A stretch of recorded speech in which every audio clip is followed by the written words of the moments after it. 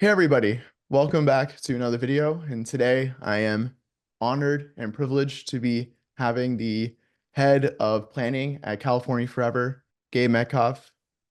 Hello, Gabe. How are you? Great. Thank you for having me on. It's really amazing to have you on. I was visiting the site about a month ago, and so now to be speaking with you, I can learn even more about it than I did those few weeks ago. So the first thing I wanted to know was, what is your background in urban planning, and what is exactly your role in terms of head of planning at California Forever? What is the specific aspects of your responsibilities that you're overseeing? Yeah, great. I'm a city planner by training, and I spent most of my career at a really wonderful urban policy research and advocacy group called Spur. And I ran Spur for many years and got to work on all kinds of issues, transportation and public space and regional planning and economic development, climate change. And I got to learn a whole lot about how things work in the messy world of city politics. Um, Hmm. I was lucky enough to then at the end of 2018 get to take on a big role in Sydney, Australia, running the committee for Sydney and see how things work in this totally different system. But Right. another great world city struggling with pressures of growth and um, uh, spent 4 years and a bit there. And then I came back to America to take on this role as the head of planning for California Forever. And I guess, the reason why I took this role is that I mean, basically, I love cities. I think cities are the solution for so many of the problems that humans face, and more cities that are more able to take people in, I think is actually really the key to uh, not just economic growth, but it's the key to um, social cohesion. It's the key to being able to keep saying yes to immigration, saying yes to climate refugees that we know are going to come, and that it's become clear to me that the cities I love so much have have hit a bit of a wall in terms of being able to keep growing, keep taking people in, um, and that I think one of the things that would really help cities in this country, especially, is if we could take a bit of the pressure off by being able to actually create more urban places, not just being stuck forever between now and the end of time, that the only places that are walkable already existed 100 years ago. So I guess I'm hoping to take everything I've learned in my whole career working on cities and bring that to this new adventure. My team has urban designers, landscape architects, civil engineers, transportation planners, environmental scientists, um, a whole bunch of disciplines, and we're responsible for coming up with the physical layout of the city and also the infrastructure to support the city. So that's what we do. That's fantastic. So what exactly does that look like? Are you overlooking buildings or regulations, roads, transportation, or all the above? Yeah, kind of all of the above. The plan as we have developed it so far is what I would call a classic American town plan. And what I mean by that is it it has a street grid with blocks that are sized the way you would see in any American city. Hmm. We divide the blocks up into small parcels and then basically bring developers to build one building at a time. And that's kind of it. Hmm. When you plan a city that way, um, You don't need an artfully composed street grid. It's a very simple approach. It was done by the Greeks thousands of years ago. Most cities that Right. have been built in the history of humans have grid plans. Um, we have drawn on a very rich tradition. And so whether you're in Chicago or Rio Vista, you see um, block sizes that are kind of similar, street widths that are kind of similar. It's a very Right. resilient, flexible plan. And one thing that I think is so great about this kind of classic town planning approach is it just stands the test of time. Like Hmm. the Manhattan street grid, which was put down in 1811, for 200 years, that street grid has worked. There's been so many Right. changes. And so you have a neighborhood like Soho that was industrial warehousing at one point, manufacturing, and now it's Hmm. like high-end retail, rich people's homes, but the street grid didn't change. And so Right. um, we're trying to build a place that will be able to evolve over decades and centuries and just become more and more interesting over time. Do you have any plans on maybe things that break that street grid deliberately, such as certain public squares or central parks or anything like that? Or is it important to maintain the street grid square layout even throughout with those public spaces? Yeah, no, it's a great question. I mean, if and yes, we have things that disrupt the street grid. Um, Hmm. and and if you're in a place like Seattle or San Francisco where there are lots of hills and Hmm. you lay down the street grid, the topography just helps. It creates the Hmm. disruption really naturally. If Right. you are in a place that is flat, you have to put a little more effort into disrupting the grid. And so we Hmm. have a couple of really big moves. We have a grid shift for the industrial zone. Um, we also have this really grand, glorious big park running through the middle of the city. Um, Right. and then a whole bunch of smaller disruptions for parks and for schools and Hmm. some big transit lines running through. So different Right. things to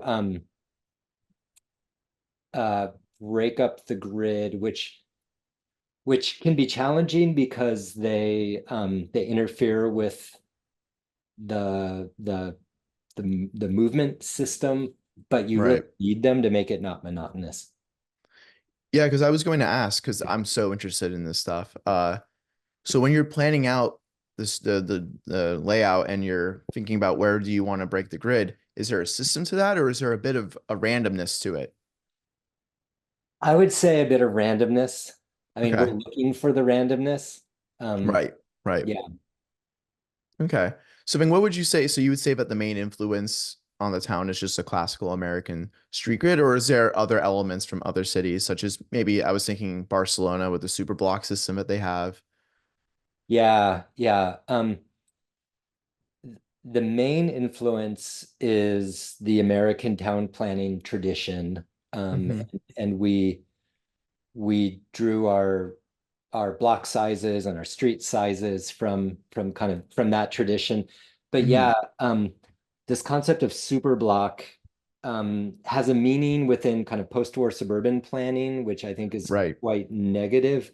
But when you look at Barcelona and when you look at Tokyo, they've done those are other planning traditions that have super blocks. And what a super block means is basically there's a system of more major streets, but then inside those major streets, there's a system of finer grained Hmm. alleys, pedestrian walkways, little streets.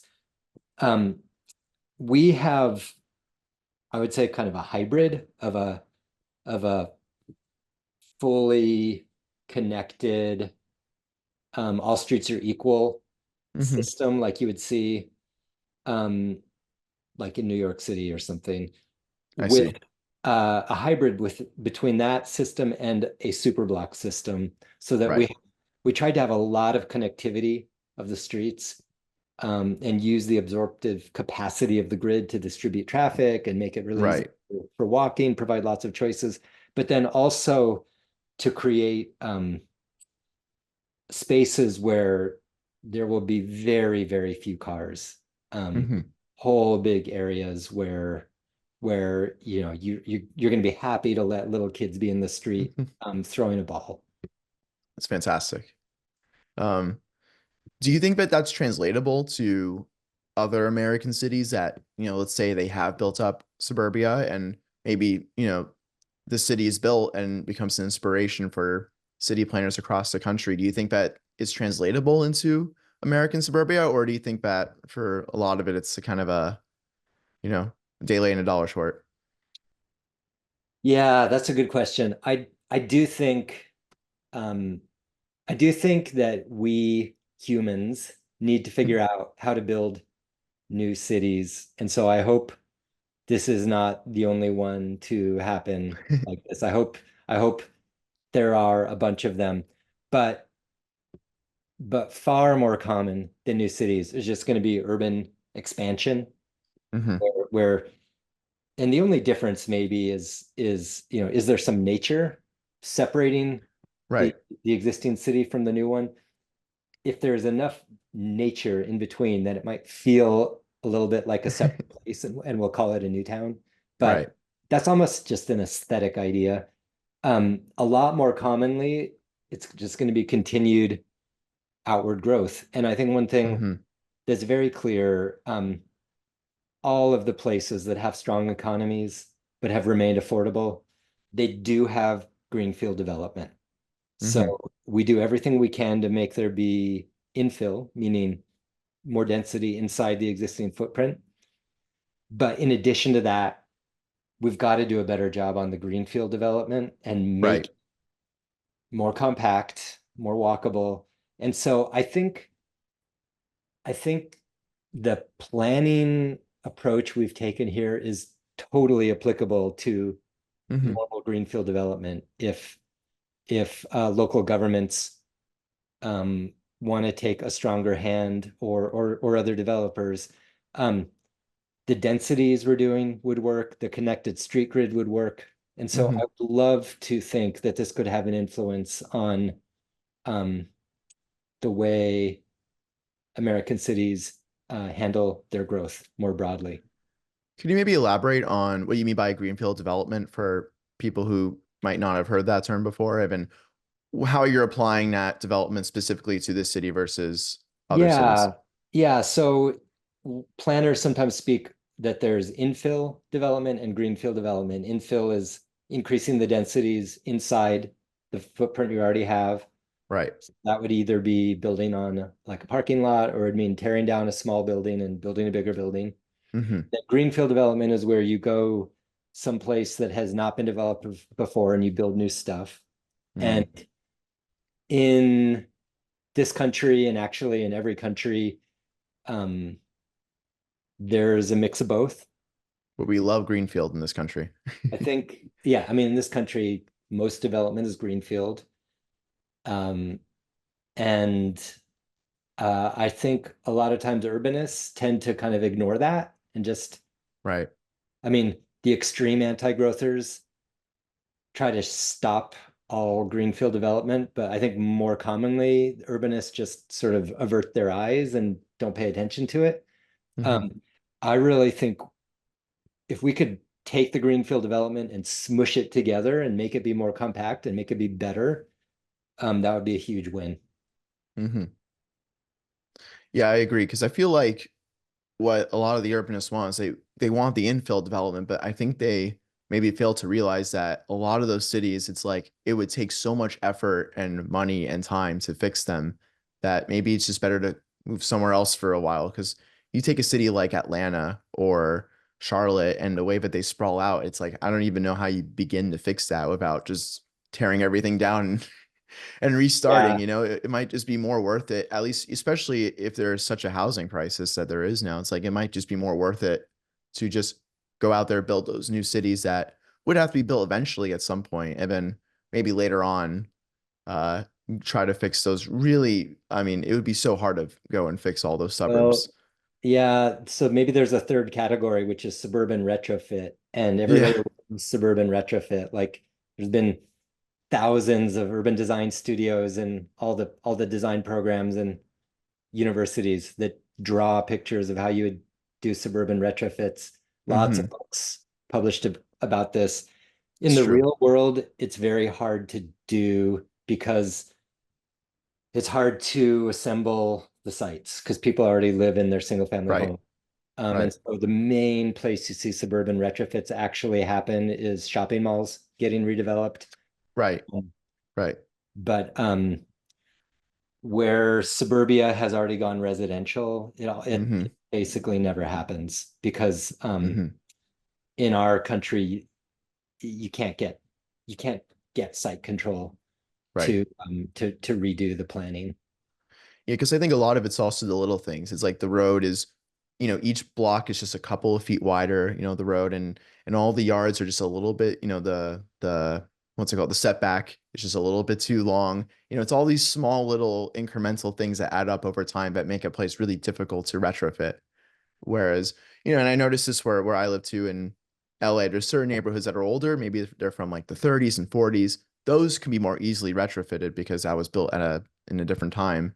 And Yeah. then the neighborhoods that were built more in the 60s and 70s, it's like that might be it's gonna be just a little more difficult. It's just not naturally as unless you were to literally tear down every house and just, just start over again. Yeah. Yeah. I mean, it's easy for urbanists to um, say bad things about sprawling cities like Hmm. Atlanta or Houston, um, but I think we have to, I don't know, those of us in California Hmm. need to do some self-examination. The Right. California approach to housing is a completely failed approach. Hmm. We we have made it be so expensive to live here that we are driving millions of people out of the state. We're driving some people into homelessness. The way we are doing it here um, does not work. And Hmm. I think we sort of have to face that fact really honestly. Hmm.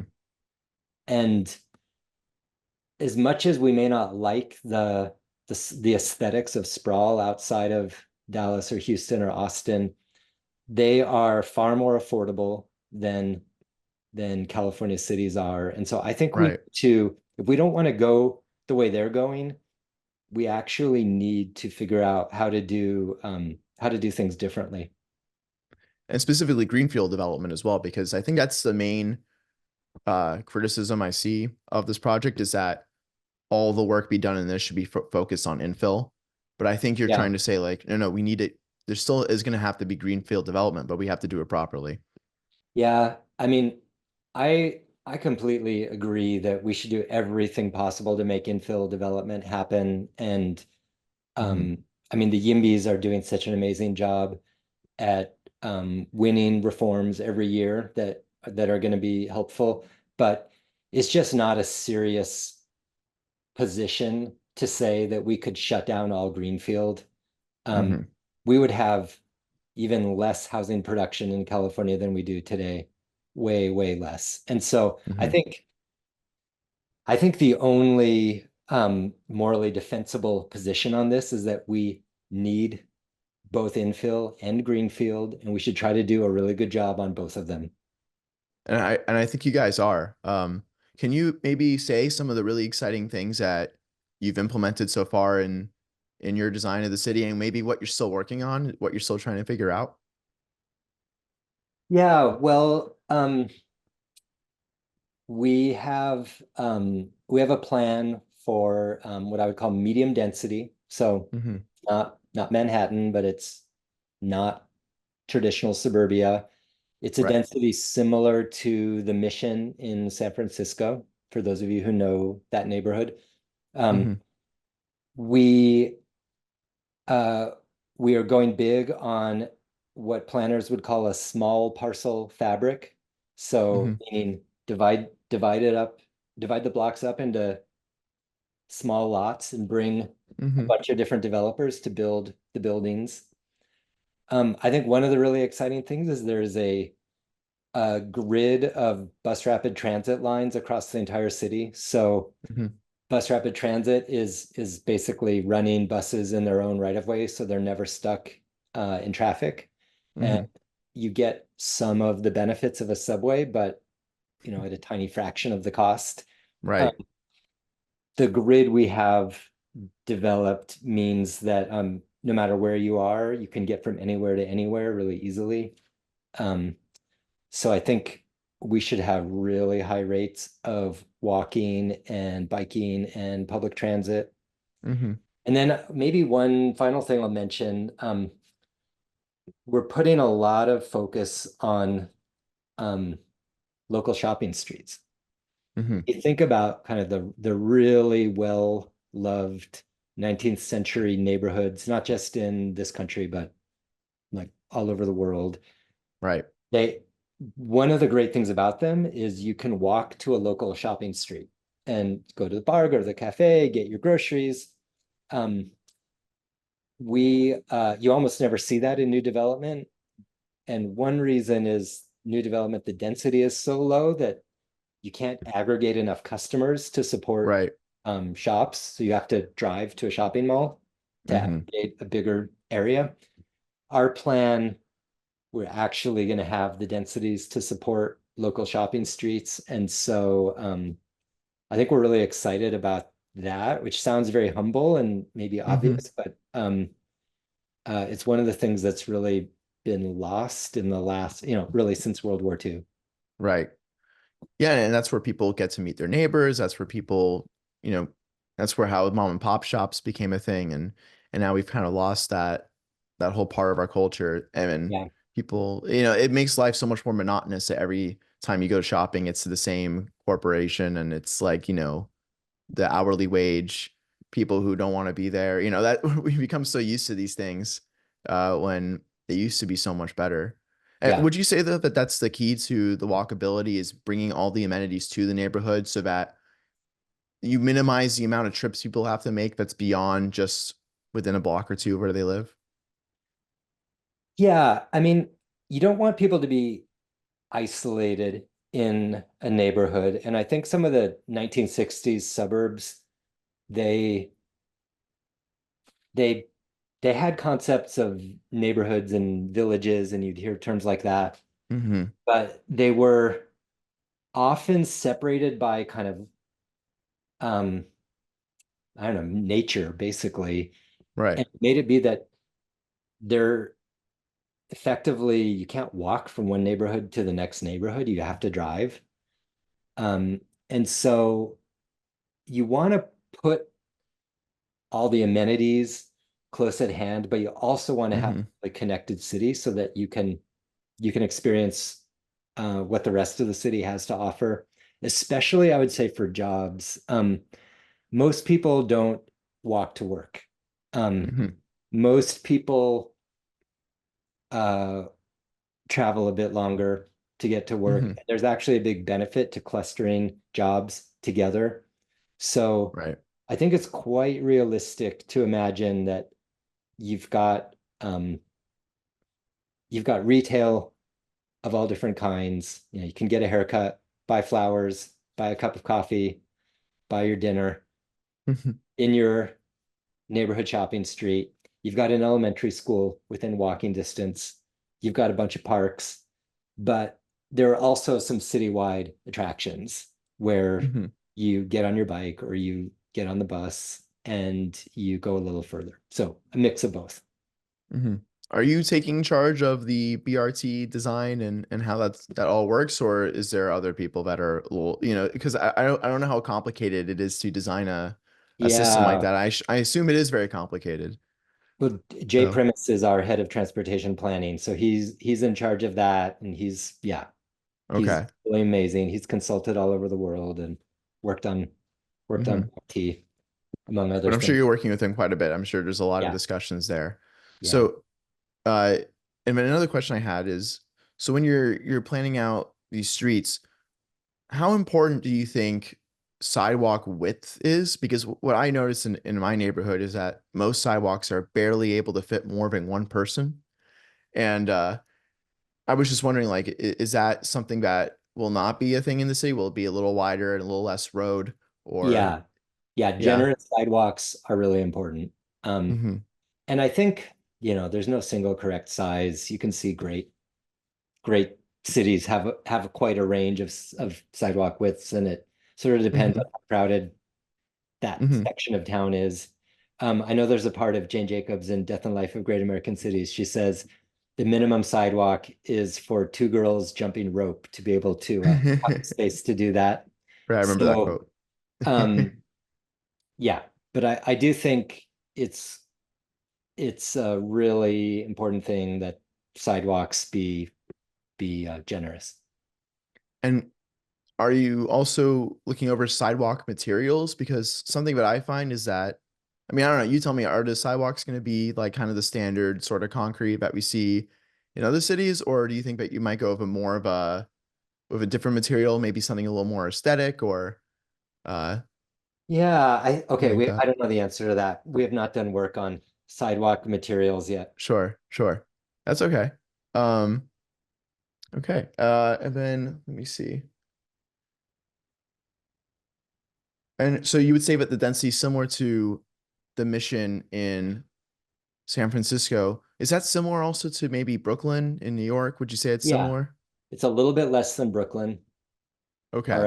Our average density is a little bit less than Brooklyn. Okay. Yeah, because I saw some people saying that it still wasn't dense enough for their liking, but I feel like it's about 3 times denser than a typical suburban sprawl neighborhood. So I feel like that's pretty reasonable. Yeah, probably more than that. Probably, well, I don't know what depends on what you think of as typical. I would say 10 times denser. Right, right. Um, Mhm. yeah. Well, the people who want to see it more dense, that's great. And we'll do what we can. Right. Well, I think that what's also important, at least from what I researched on, is that you're going to have a variety of different neighborhoods, and the way that different neighborhoods will have different densities. You might want to live in a home with an ADU, or there's also going to be some condos, some apartments, right? So there's going to be a healthy mix Yeah, of yeah, I options, think right? that's true. That's true. So then what goes into deciding like where you put apartments, where you put condos, where you put homes? What's the philosophy behind that? Yeah, well, one of the answers is it goes back to that topic of shopping streets, Hmm. that there's a little bit of math we got to do, which is how many customers are Hmm. necessary to support a critical mass of retail. We can derive from that what the minimum density needs to be within, say, a 10-minute walk of the shopping street. And so that tells us how many, that in part tells how many apartment buildings we need as opposed to row houses. Uh, Hmm.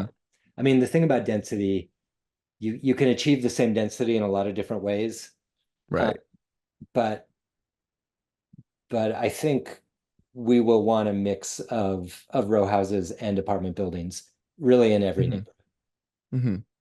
What would you say that the ratio is from apartments to condos to housing? I don't know that off the top of my head. Oh, okay, okay. Yeah. Um, but do you think that are the apartments, I mean, I guess I don't know if this is up to you or if this is in the zoning code, but are the apartments going to generally be like 1 bedroom, 2 bedroom, kind of meant for young people or seniors, and then houses are more like 2 or 3 bedrooms? Or is it kind of just going to be a mix of everything? It's going to be a mix, and we feel pretty strongly about that for reasons of Hmm. social mixing, that you want to have, bigger and smaller homes all mixed together. But it Hmm. also is just helpful from a business perspective, that Right. you can serve the needs of a lot of different demographic groups. Hmm. Absolutely. And then are you also involved in architectural aesthetics at all in terms of the zoning codes or anything like that? Or are you just kind of the you lay everything out? Yeah, well, this is interesting. We haven't done any work on architecture yet. Mm-hmm. All we're doing so far is the plan framework. Um, I see. so yeah, stay tuned. Do you have any ideas, or you don't want to say quite yet? Well, um, yeah, I think we're gonna need to really, this is gonna be a huge body of work that we end up doing. Um, Right. I know personally that I'm interested in seeing a variety of styles, Mm-hmm. like not trying to have everything be matchy matchy. Um, Right. I think I think that that's probably something you're going to see is a lot more kind of Mm-hmm. visual and stylistic Mm-hmm. range, a bigger range than maybe people are used to seeing. I see. Yeah, I was because when I was speaking to Jan, I was saying that what's really cool about the spot that you're in Solano County is that you have many different influences in surrounding areas that could create a very unique Solano design because you kind of have like that Victorian style that's very traditional to the Bay Area. And then you have like that kind of old Western Sierra Nevada style that you'll see in like Nevada City or Old Town Sacramento. And then, as well, because the modern world, we have, Art Deco influences and that sort of thing. And I was thinking that if there was a way to, and also Spanish Revival, so if there was a way to kind of bring all those together, you can Yeah. kind of make this really interesting, unique design, at least for like the public buildings, the civic buildings, and then you can kind of leave it up to the other developers for the typical houses, typical office buildings. But at least just for like the main buildings, you can create this really interesting fusion. Yeah, I think that's really it's really true. I think there is a that range of styles you just mentioned, that's a very California range, Mm-hmm. Mm-hmm. right? Whether Southern California or Northern California, you see that Right. similar range of styles. And so it's such a great palette to draw on. Mm-hmm. Oh, there's like infinite number of combinations that you can make from there. Uh, or are you more of a modern style enthusiast when it comes to buildings? Because I'll warn you, this channel that I run, we talk a lot about the beauty of classical architecture and traditional architecture. Oh So I'm yeah, just no, wondering where you I fall on don't take a that. side on that. I like both. That's fine. I like both. I think one thing that is clear though from our plans, we're not doing these mega structures like you Right. would see in maybe more kind of fantastical renderings of futuristic cities. We're not Hmm. we're doing the Right. classic town plan with small lots. Right. Easy to read, familiar, gentle. So what the arc, even if the style of the buildings is modern, it's still Hmm. not gonna it's still gonna feel like a city. It's not Right, gonna right, be right. some uh fantastical um forest of mega structures. Hmm. Right. It's going to be within reason. It'll be controlled. Because that's the main thing I think with a lot of modern buildings is either one way, which is that they're kind of overly cheap and they kind of just have like a just an ugly design. But that's more of a, I think very few people would object to that. But then it can also just get a little too crazy, and suddenly it's like, you know, it doesn't really feel very homely. But you're saying that that's going to be avoided, so I would say that Yeah, I mean, that's I probably the think best thing. I think there's a place for really creative architecture. Like if you're Right. designing a museum, Right. for Absolutely. example, that's a Absolutely. Yeah. great place for challenging avant-garde architecture. And then there's Hmm. also a place for just run-of-the-mill, everyday background buildings that are Right. doing their job. Absolutely. Absolutely. Well, I think we went over just about anything, unless there's anything else that you want to bring up that we missed. No, thank you so much for having me on. Really Thank appreciate the you. interest. No, thank you. I really hope that we get to discuss more because as I said in the beginning, you're doing like a dream job of mine. I would love to do what you're doing. This is so cool. You're just Thank like you draw lines on a piece of paper and it actually gets built and people live their lives. Like that's crazy. you. I sure Um, hope so. and I really hope that this city is a major success because what you're doing, the kind of city you're building, the walkability, the thought process behind the convenience, it really could change the way that we build cities in this country, which is like we so dearly need it. So thank you. You're really doing quite the service. You really are. Well, thank you very much. All All right. right. Have a good day. You too. Thank you. So, all right, guys, that was it. That was the conversation with Gabe Metcalf. I hope you really enjoyed. That was really insightful. I learned a lot and it was very inspirational as well. So, yeah, hope you all have a good day. Thank you for watching. I'll see you next time. And of course, a shout out to my Master Architect patrons, Michael Goldman, Jean Baptista, and my dad.